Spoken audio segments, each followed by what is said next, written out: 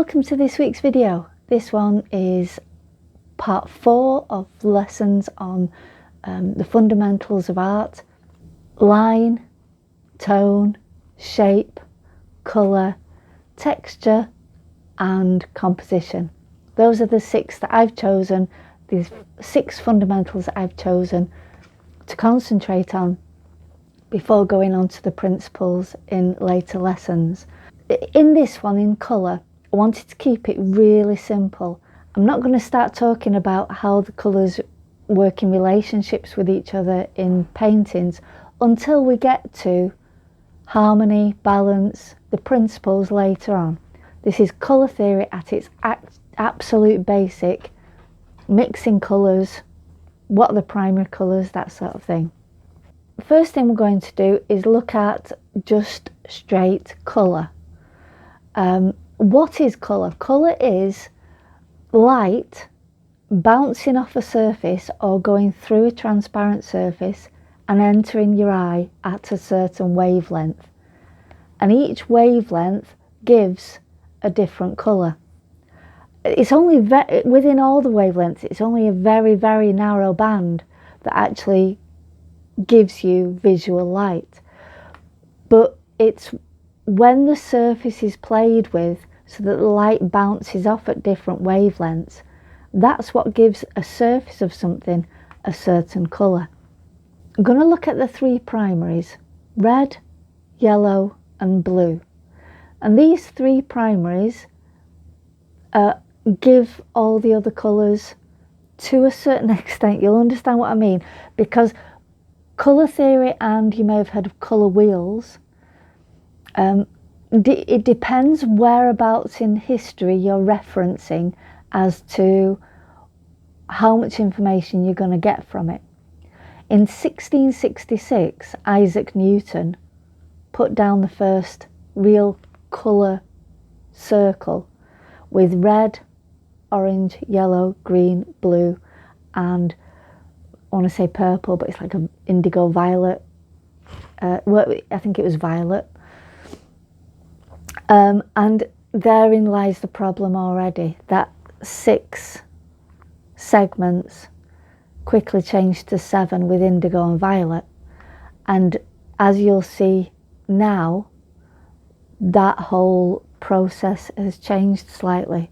Still the same, but slightly different. And I'm going to show you both. So going back to the original of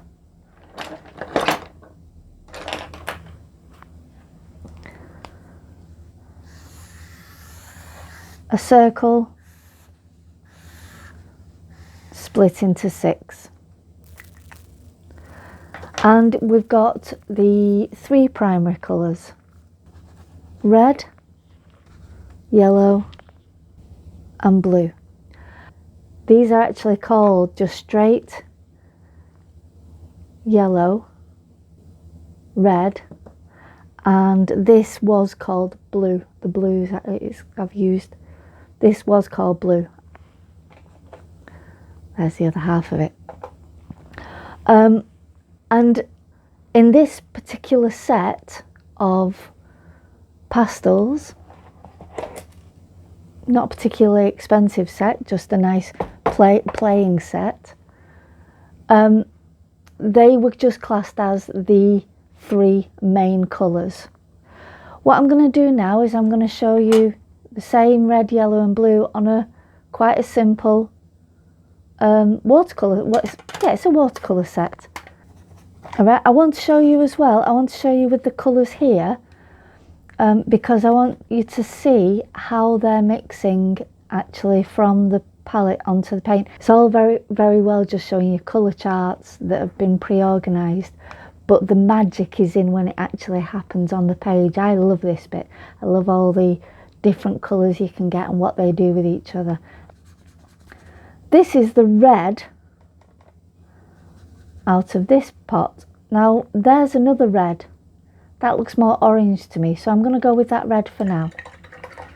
But you can see already that that red and that red are all different. That's going to make a difference in a bit, and you'll see why. I'm going to get some blue, stick the blue there. Always make sure you wash your brush really carefully, especially going from like blue to yellow, because it will mix in the palette. And the yellow. Nice flat colours. Right, so the primary colours, this is in pigment.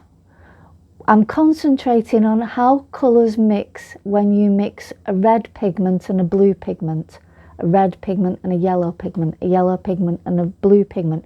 Because when you're using paints and pastels and that sort of thing, this is the colour theory you're going to be concentrating more than what I'm going to be telling you in a minute. So when it comes to sort of buying your own colours of paints, this is what's going to be going through your head, this particular bit. So red and yellow with the, I'm going to do these pastel ones first. Red and yellow mixed together. When you look at these colours, you'll notice that the red and the blue tend to look more standy out. That's the term I'm going to use, than the yellow. You may have noticed that when you were a child as well, that it was really difficult to get the yellow to do anything, and the white. And bear that in mind when you're colour mixing. The colours that stand out off the page really bright, you won't need as much of those as the colour that is sitting on the page a little bit more. You'll get to know your own paints. You'll get to know how much pigment you need from each colour as you get to know them. But in this particular case, I'm just going to do a very, very light brushing of the red. And I'm going to take the yellow, just give it a bit of a clean so I don't get any other colours mixed into there, to make the orange. That's absolutely magic to me. Every time it happens, I love it. The next one, same again, a very, very light brushing of the blue, really light. And I'm going to get as much of that red off the yellow as I can, like that. And there we go. Absolute magic. I love it every time. Now we're going to go for the one that I've left last on purpose. I always remember as a child, red and yellow, mix it to orange, fantastic. Blue and yellow, mix it to green, fantastic. You always came out with an orange or a green. But sometimes when you tried mixing red and blue, you came out with like a brown, stodgy, horrible colour. And it's usually because your red has got too much yellow in it, or your blue has got too much yellow in it. These two colours, that one's not too bad, it's not too yellowy, but you can see it's a lot yellower than that. And this is on the more green side, should I say, rather than the blue. You can see the difference between that blue and that blue. This one's slightly more on the purpley side of blue. So although these are classed as red, blue and yellow in the tray, red, blue and yellow in the pastel tray, that is a purpley blue compared to that one, and that is a purpley red compared to that one. Let's see what difference it makes. And these two are very, very similar in how dark they are on the page. So I'm going to just very lightly mix them at the same rate. If I did one more than the other at this rate, it would spoil the whole thing. And you can see it's sort of a purple, but it's not a very happy purple. Just give it a smudge together again. It is more of an indigo kind of colour, isn't it? Rather than that bright purple we all associate with purple. It's more of an indigo colour. So that's with the pastels. Let's go back to the paints now. And I'm going to do the red and the yellow. I always find red and yellow, you always get a nice orange. Different oranges, but I've never found a bad orange. And when I'm doing it with paints, rather than putting the darker colour down first and trying to lighten it, like I did with pastels, which is a dry medium, this time I'll put the yellow on first, and just very lightly. This is where I wanted you to see the amount that I'm putting from the tray. Just a little dab. And there's the magic. It turns it orange. And the same again, when you're doing with paints, you put the lighter one on first, the opposite to where you're using dry mediums. And I'm going to get I'm not going to dive for this one. I could, but I'm showing you principles here. So just a very, very light dab of yellow. That might be too much blue actually. Just very, very light dab of blue. And it turns green. But when you're thinking which one is the more pleasing green, that is much brighter than that one. But if you look at the blue and the yellow that we used, this blue has hardly got any redness to it, and this yellow has hardly got any redness to it. So they're going to make a really nice green. These two, this is a warmer yellow. When I say warmer, it's more towards the orangey side rather than the cooler side with the blue, less redness, oranginess. And this one is more towards the purple side. It's warmer. There's your cool and warm colours in.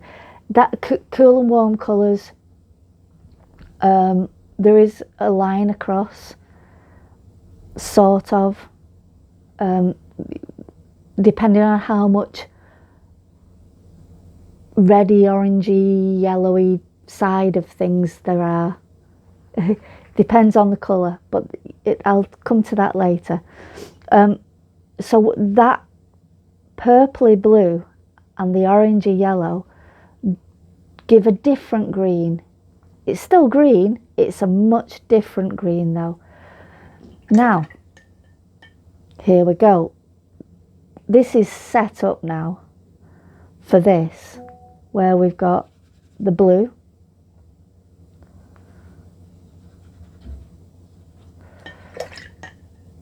and the red, and I'm doing it sort of equal amounts, and look, that's where you want the magic. There you go. There's a nice, I could even add a little bit more red in there. A lovely purple. What I'm going to do as well is I'm going to lift this up so you can see it on both cameras, because the light that's being picked up by the camera will change the colour of the colours that are down. It's all about wavelength of light. It's nothing to do with the magic of what is holding it. It's about how the pigments are reflecting the light up. So if it's going through a camera, if it's actually going through that, those elements are going to be distorted slightly, because the wavelengths, unless you get a true wavelength going from one place to another, and it's also on the screen that you're watching it on.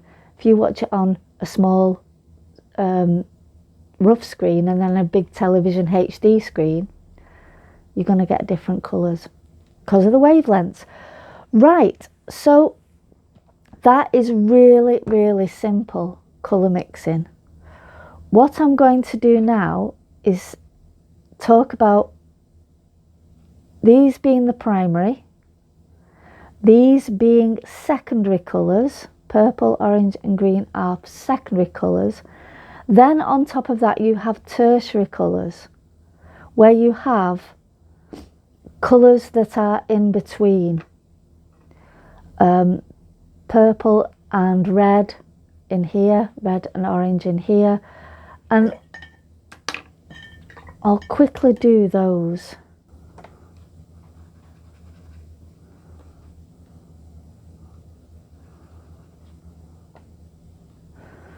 And in mixing those, I've just used a little bit more of the one colour compared to the other with the primaries to get those in between colours. And these are tertiary colours. Same with the pastels. These two are going to be really difficult to get because I'm going to have to do a tiny touch.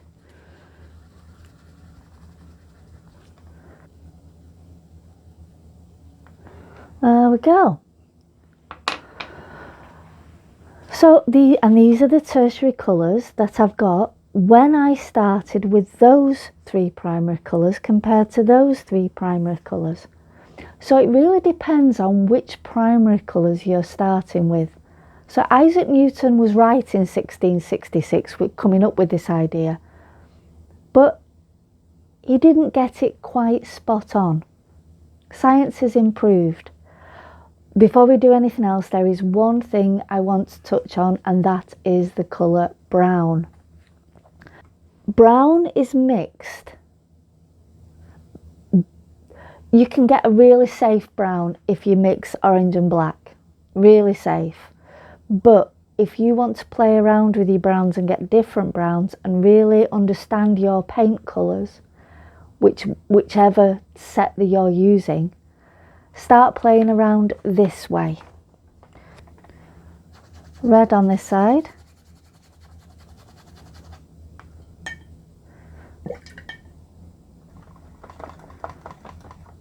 Yellow.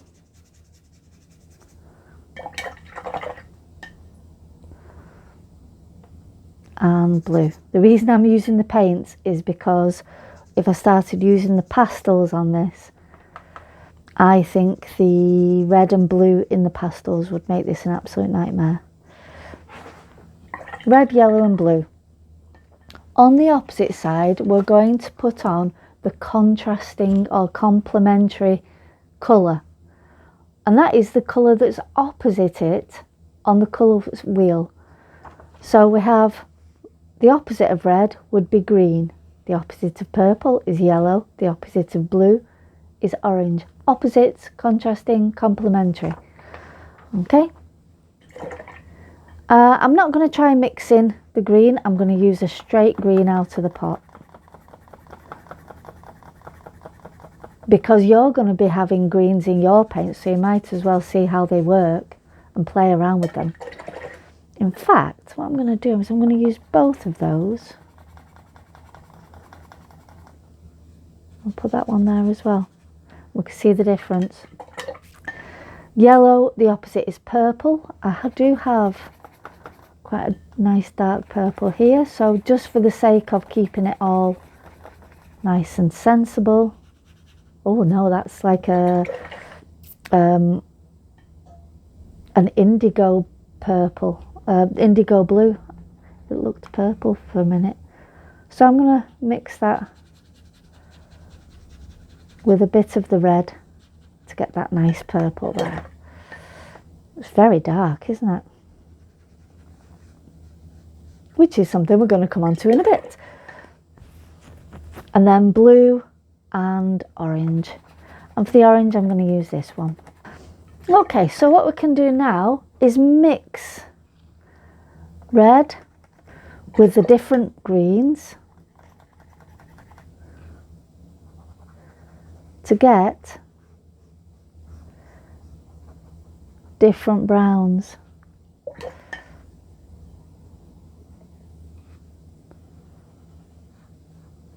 I'll put a little bit of that down. Oh gosh. With the red.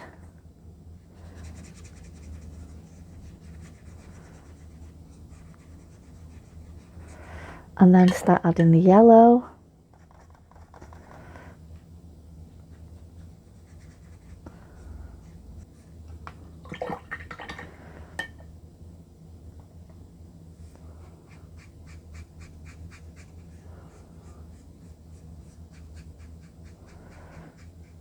And that's different browns there. I think that's really made a difference, hasn't it, depending on which green that you use. There. But you can see that these, it does make a difference which set of complementaries to use as to which brown you're going to come out with, and also what type, how much of each one that you use. Once you get to know what's going to come out, that's when your colour mixing becomes a little bit easier, because you can remember which ones you need to mix together to get different colours.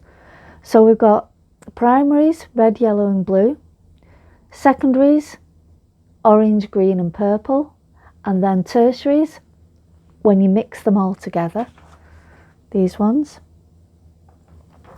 Complementaries, or opposites or contrasts, are the ones opposite each other on the colour wheel.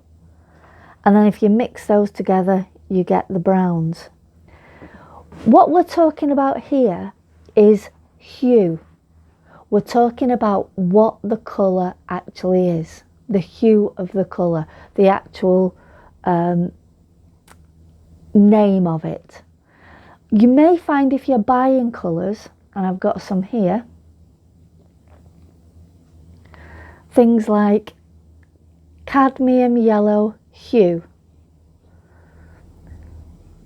cobalt blue hue. That hue is there. Have I got cadmium red deep hue.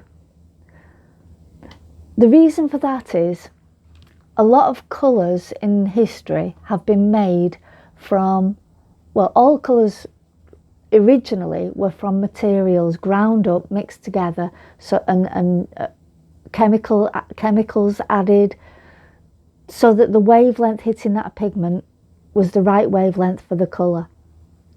And some of these were very poisonous, like cadmium and cobalt. So what they started to do was they started to make these artificially when they started using plastics in acrylics and things like that. So they managed to artificially reproduce the wavelength of the colour using just chemicals that were inert. So they're not poisonous anymore. So when it says cadmium yellow hue, it means that the original cadmium yellow, that hue, the colour that it was, this is an interpretation of it. This is a copy of cadmium yellow. It's not cadmium yellow because there's no cadmium in it, which I'm really pleased about because cadmium's dangerous. It's the same hue, it's the same colour. So when people talk about hue, it's the name of the colour. The next thing we're going to talk about is the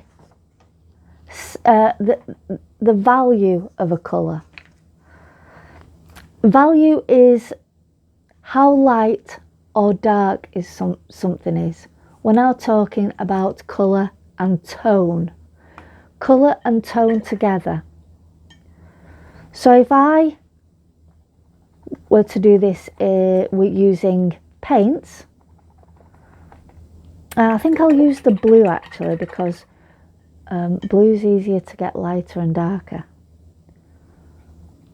Yeah. So if I used blue and put the blue hue just straight out of the box colour there, that is just straight blue hue. Now we're going to alter the value of it. If you're using watercolours, you do that with the amount of water that's involved. So if I have hue at that end, and then what I'm going to do is I'm going to make a little pool of water and add a little bit of the hue, and it will be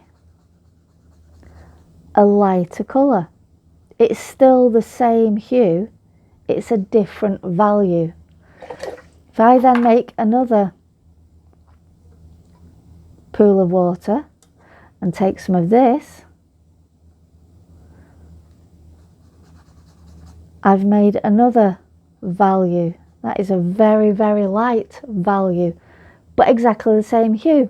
I haven't added any more paint in there at all. That's using the white of the page as white. If I was going to do this in acrylics, I'd have my blue hue, and then I would mix white. Titanium white is a good one. Okay, so if I was going to do a straight blue, the blue hue in acrylics, it would be no white. Saying no white, need some tissue really.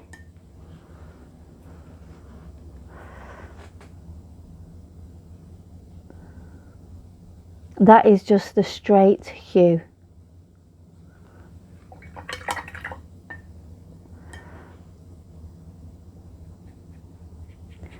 And this time I'm gonna, like we did with the watercolours, you start with the light colour first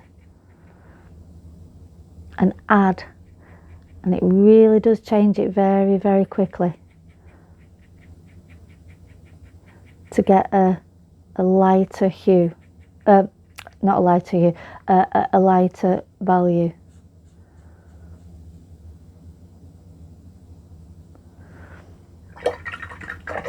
And then to get the very lightest value, straight white with a tiny dab of blue.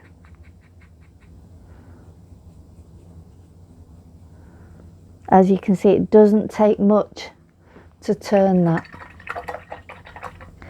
Now then, going the other way, we're going to mix the hue, which I've still got there straight out, with black, and that will make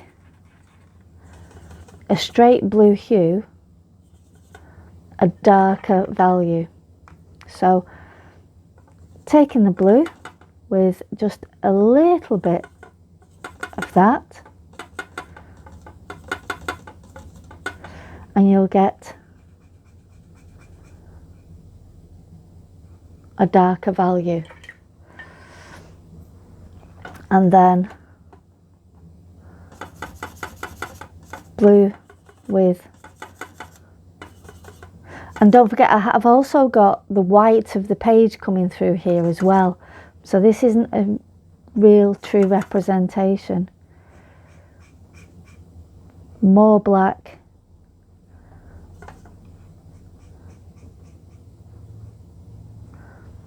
different value.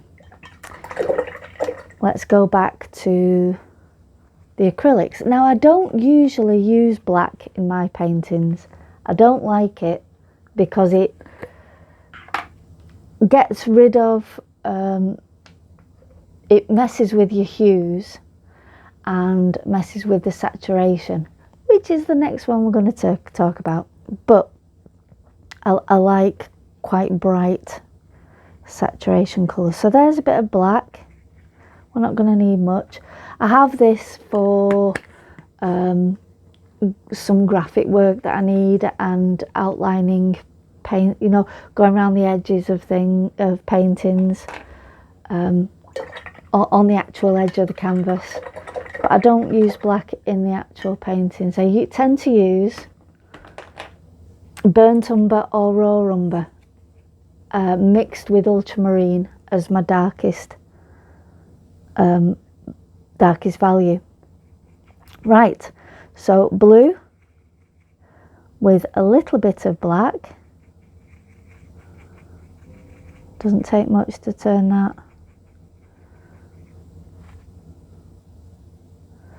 And you can see that because acrylic is thicker, it turns it quicker. The white from the back of the page doesn't actually make a difference. So there we go. There's hue with the blue. And then if I go with more black and less of the hue, there we go. So that's value. Now before we go off hue and value, there are some hues that you can't really mix. You can't mix primary colours. You can't mix yellow, red, blue, but magenta is another one that if you have got all the wrong reds and the wrong blues, you'll never ever be able to get any value coming from magenta. All your pinks will look too orangey, or they'll look too cold. But a pink from magenta, a pink from this one's crimson, and a pink from cadmium red will all give completely different pinks, quite astonishingly different. So there are certain colours that you will need to buy separately, and you'll work out within your paints when you get to a point where you want to copy a colour and you think, I haven't got that colour and I can't mix it, there's nothing here that will mix it. That will tell you what area of your palette is missing. Really all you need is a red, yellow and blue and a black, and you should be able to get by mixing most rudimentary colours, but it depends which ones you buy. And so talking about that side of things, we're just going to go very quickly from hue and value of a hue onto a different set of primary colours. And I know what you're going to do now. You're going to go, hold on. You said red, yellow and blue were like the primary colours. Now you're talking a load of rubbish. There is reason for my rubbish talking. What has happened since then is we've made scientific breakthroughs, and we've worked out that the receptors in our eyes, the cones, colours receptors in our eyes, recognise 3 colours that aren't yellow, red and blue. Green, blue and red. And you're like, no, now you're getting silly. Now you're talking rubbish, Jill. What are you talking about? These are not primary colours. And it is now thought that when you're talking about light, these are the primary colours. These are the colours that your eye has separated, the red, the blue and the green.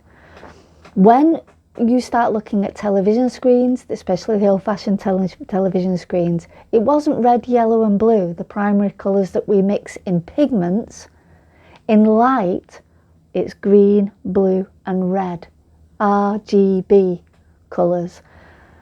And it brings about a different set of thinking.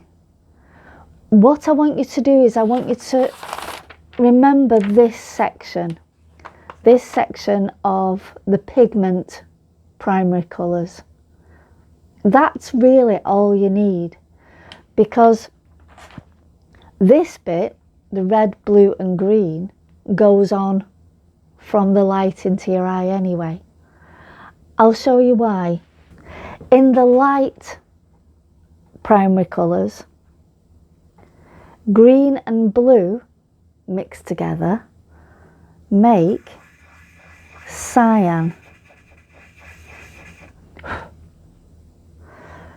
Blue and red mixed together make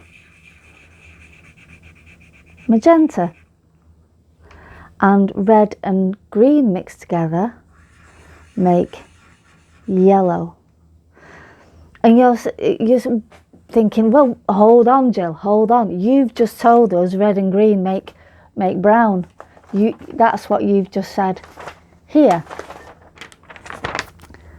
Yes, I did, in pigments. And I said green and blue make like a greeny blue colour. Yes, in pigments. And red and blue make a violety colour in pigments.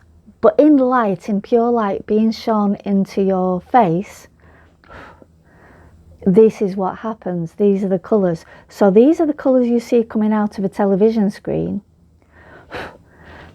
You may recognise these three colours as the colours that you put into a printer. Yellow, magenta and cyan. Because really, yellow, magenta and cyan are slightly off the primary colours anyway. Yellow, blue and red. And when we mix these together, the actual pureness of the colour that you get is absolutely astounding. Orange,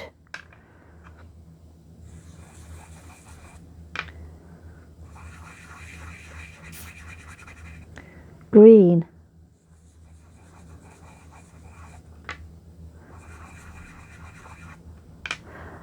and blue and cyan. Don't make that blue again. Well, there's a bit of yellow in there, it might spoil it a bit. We're going into purple. So once you've got the cyan, magenta and yellow mixed, those two together, then it starts to obey the rules for the primary colours anyway, the pigment primary colours. But the scientific breakthrough after Isaac Newton's foundings in 1666 is that the green, blue and red cones in our eyes are the ones that pick up the different wavelengths, and they give us those colours. So it all works out well in the end. But when you're asked what are the primary colours, if you're talking to an artist, it might be red, yellow and blue. If you're talking to a scientist, it might be red, green and blue. So check which one you want to be talking about. But that is hue. And then obviously with these, especially on a printer, then you start adding black to get the values. And obviously where there is less paint, actually less ink used, it's a lighter value. Anything lighter, that's the hue. Anything lighter than the hue is called a tint. Anything darker than the hue is called a shade. The last thing I want to talk to you about is saturation. And what I want to do to get saturation across to you is mess around with the computer screen.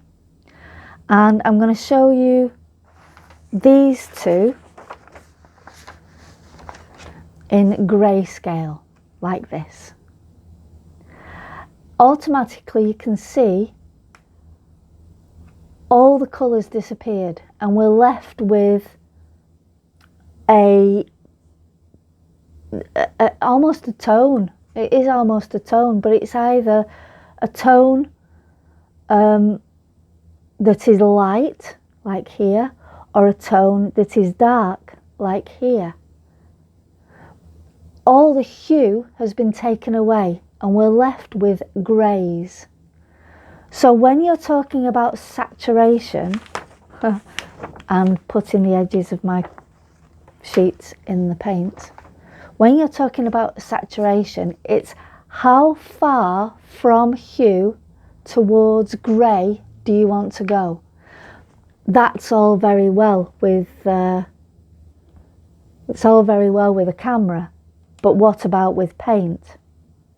Or the best way to explain it, to mix up a grey that is a very similar tonal value to the colour that you're going to be getting rid of the saturation with. So I'm going to use a bit of, I think they'd be very similar in hue, those two. So at one end we've just got grey.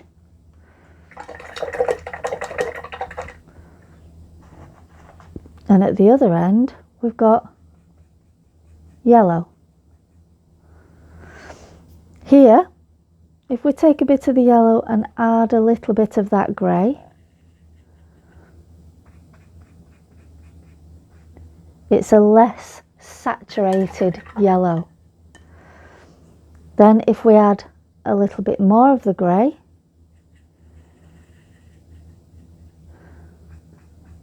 it's even less saturated.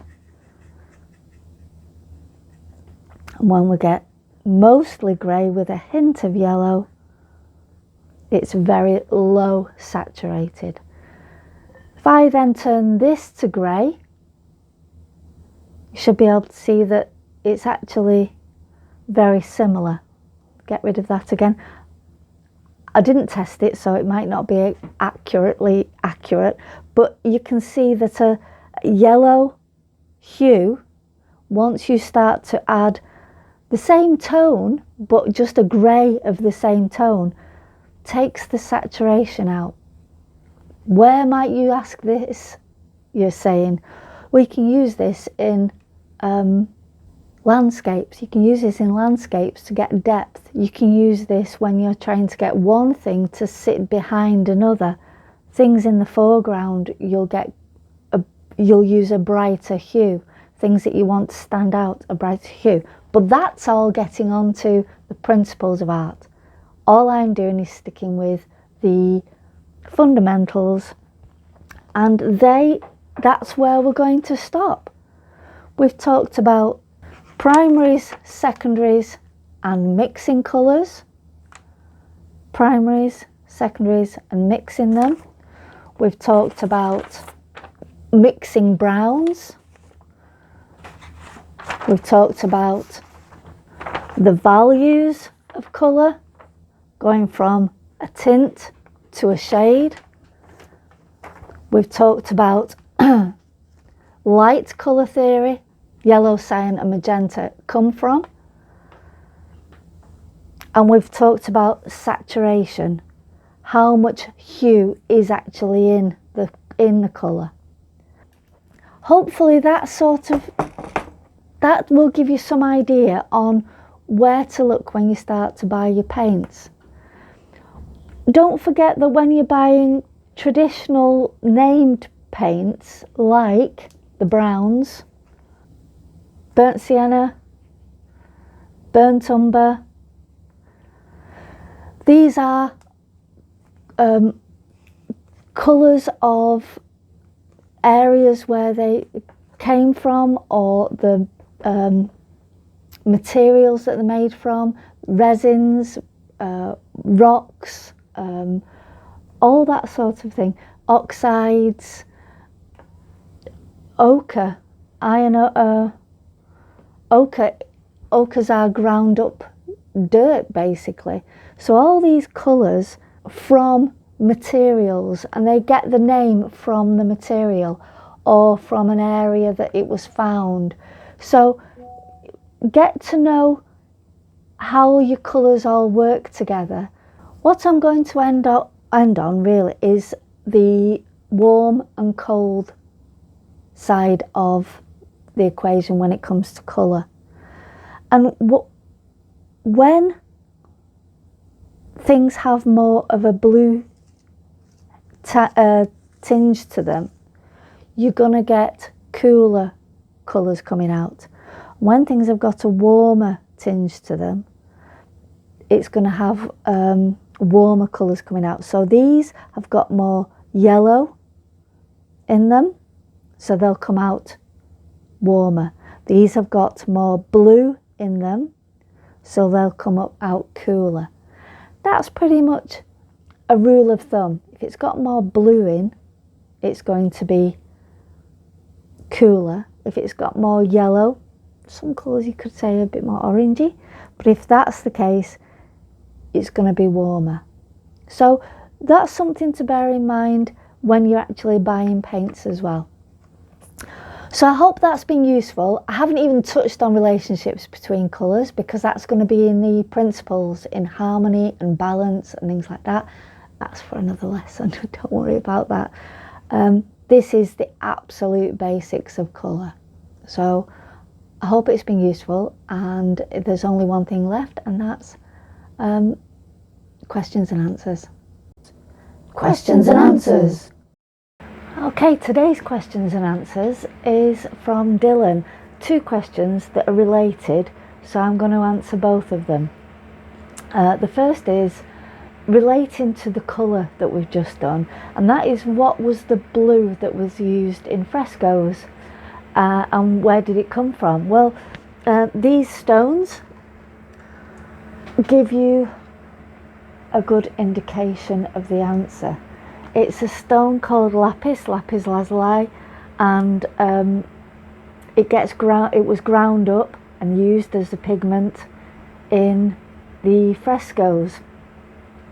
It was in Afghanistan in the 6th century, and it was used in Buddhist frescoes, and then 600 years later it was taken across to Vienna, where it became very popular across Europe, and at one time was more expensive than gold. It's beautiful stones, but that's how a lot of the pigments were made then and discovered, when they ground up different stones of different colours into a very, very fine powder and mixed it with some sort of binding agent like oil or water or egg yolk, something like that. So that's what the blue paint is. And the next question was, what's a fresco? A fresco is where you put fresh plaster on a wall and then use water-based pigments to mix in with the surface of the frescoes, of the plaster. So fresco is from the Italian word for fresh, and so the last layer of plaster, once you've actually plastered the wall a couple of times, is a very, very thin skimmed plaster layer, and it can even have like marble dust in it to make it extremely tough wearing, but very, very smooth. And then the pigments will be mixed with water and painted directly onto the plaster, and then they would seep into the very fine layer of plaster and actually become intrinsic to that plaster layer. Leonardo da Vinci, he messed around with frescoes quite famously, and at some points he messed around with the materials and the pigments and things like that you used in frescoes, and some of his experiments didn't work and the frescoes fell off, but you know, he was always pushing boundaries. But yeah, so Dylan's question, where does the blue come from, is lapis. And what is a fresco? A fresco is a painting onto wet plaster. Okay, if you do have any questions or things that you'd like to know, anything related to art, and you really can't be bothered hitting Google, or you can't find it on Google, and you want to challenge me with that, just write the answer in the comments below, and I'm more than happy to have a go at it, or even admit defeat. Let's see what happens. Thank you so much for all the latest subscribers. Please like and share. Subscribing is free. You don't need to pay anything. All you need to do is just hit the subscribe button. Thank you very much. Next time we're going to be doing lesson 5 in these free lesson tutorials and it's going to be on texture. Thanks very much. See you next time. Bye.